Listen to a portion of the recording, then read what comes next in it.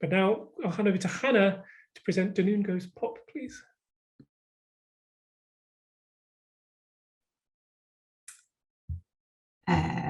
Hello.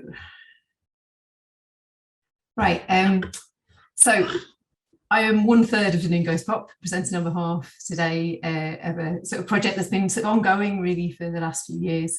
We're going to use film to explain sort of what the project's about. So I've got 3 short films that hopefully will give you an idea about the background, what we've been doing during the project, and what we're hoping to do into the future. So without further ado, I will press play.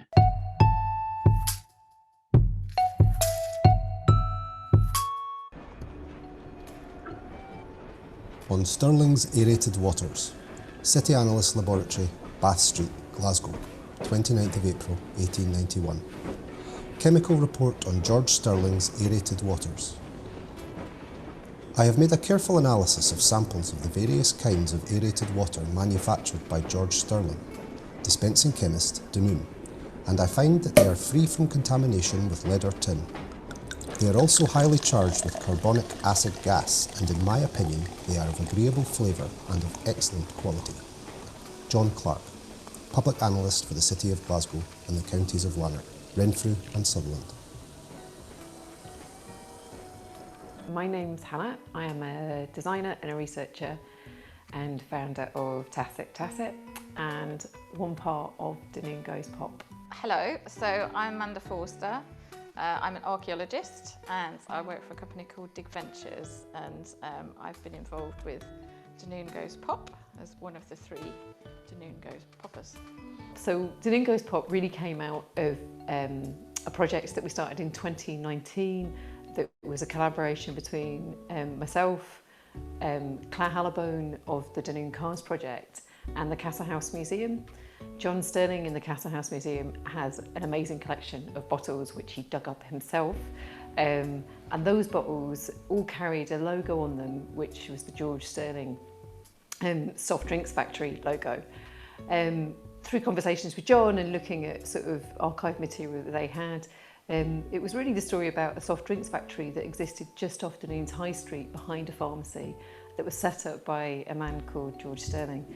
So those bottles are really the starting point for a lot of the research, and because really they're the only artefacts left that remain of that time when the building was a soft drinks factory.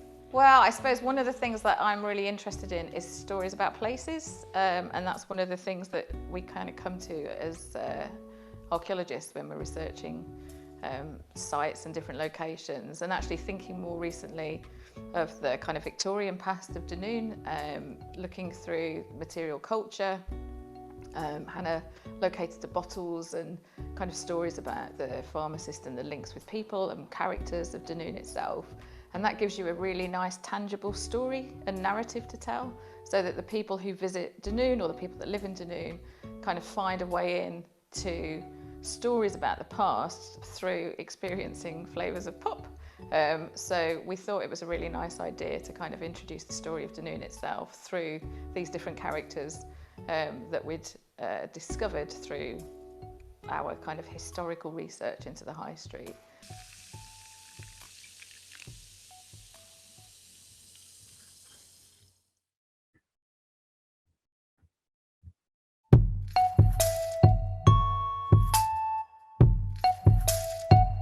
Sorry, that was a...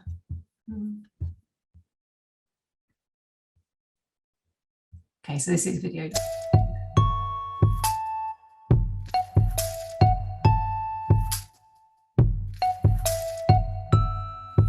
My name's Rona.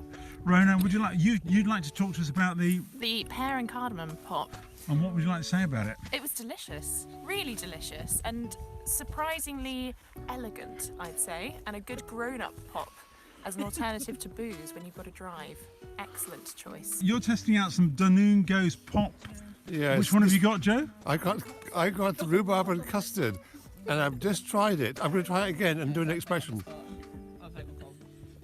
Oh, delicious. It's just how my mother used to make. Or was it my grandmother? Ooh, custard. Just like a nice dance on your tongue, you know.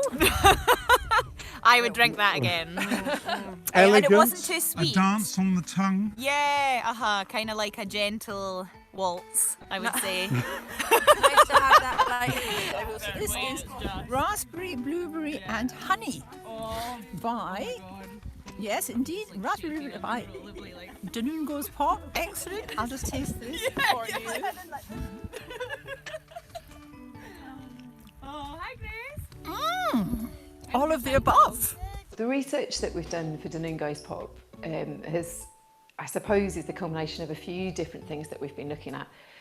One is just how you develop flavours, and one of the things that we've been trying to do is develop flavours around person-centred narratives, so people of place, pop, and what we've been doing is identifying people from the local area who we think are interesting or underrepresented. Once we've kind of explored the different heritage stories and found our potential characters to kind of base these narratives on, the other thing we had to look at was the different flavours and how they would be associated with characters. Now, with something like George Sterling, you've obviously got ginger beer, and that was a nice easy match, and that really played well with the development of the process and looking at fermentation. That story of everyone's grandma had a jar of ginger beer on their windowsill. But what we also needed to do was think about our other characters and what flavours went along with them. As we've been pulling together all these things, Walter has been producing drawings and character illustrations that really start to encompass all of the threads of the visual research. So hopefully by the end of this, we've now got a sort of brand proposition which is centred on creating sort of flavours from the stories of people and creating accompanying artwork that is all centres on those characters too. And I think that's a really interesting and hopefully an effective way of engaging people with both the drinks but also the story around pop. We've also honed in more on those individual syrups, so we've done kind of tested the flavours and also the syrups mixed with different things as well, with different people. So we've had groups of kids coming in looking at all the different ingredients and talking through the process of how you make something like cola from this kind of mixture of different ingredients. Part of the research that we've been doing is really looking at ingredients and where some of the ingredients came from. Pop was very much a product of empire, so you have ingredients coming into Scotland that were sourced from all parts of the globe, from vanilla, to sugar, to more fragrant things like cinnamon and cardamom even that goes into pop.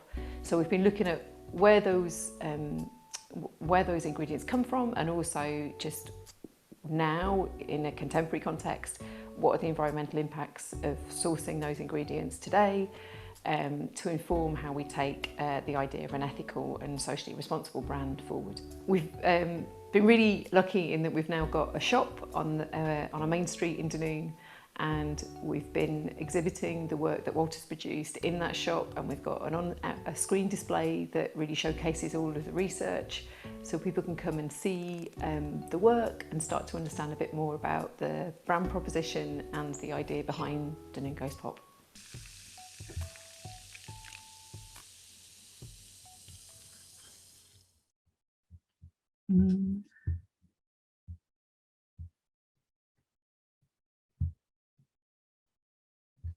One more film to go, okay.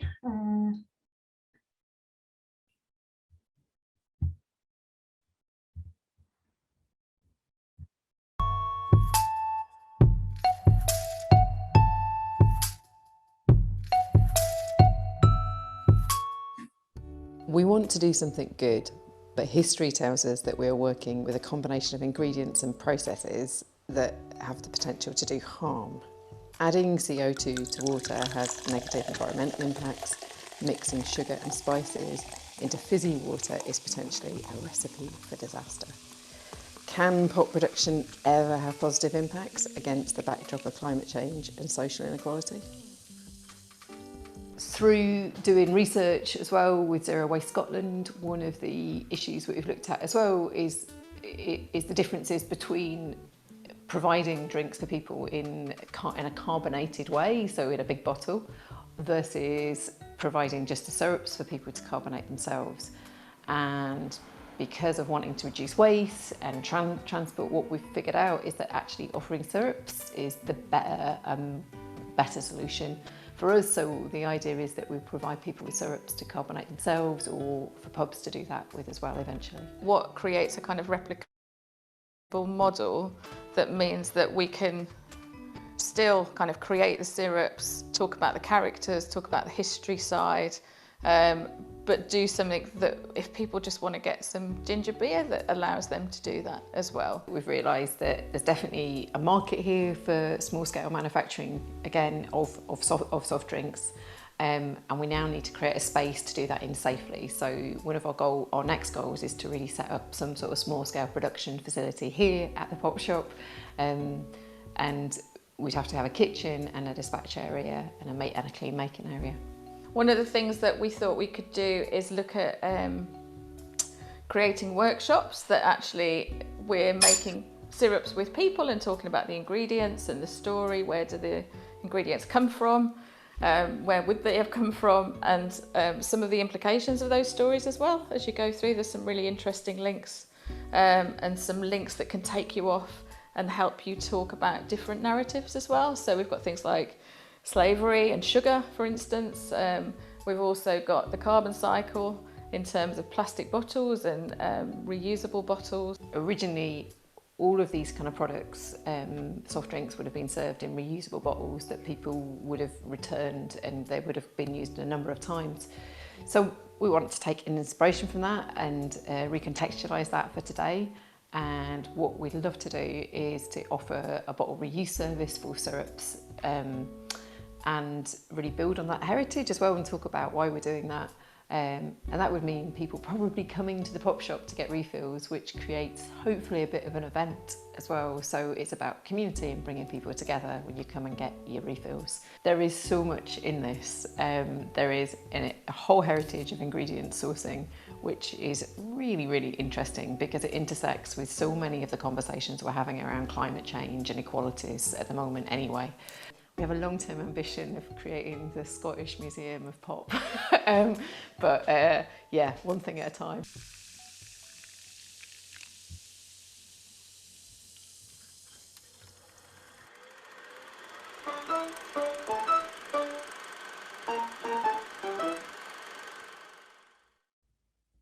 Cool.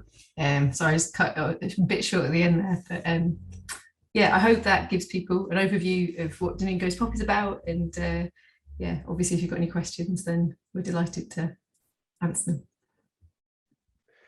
Wonderful. Thank you very much.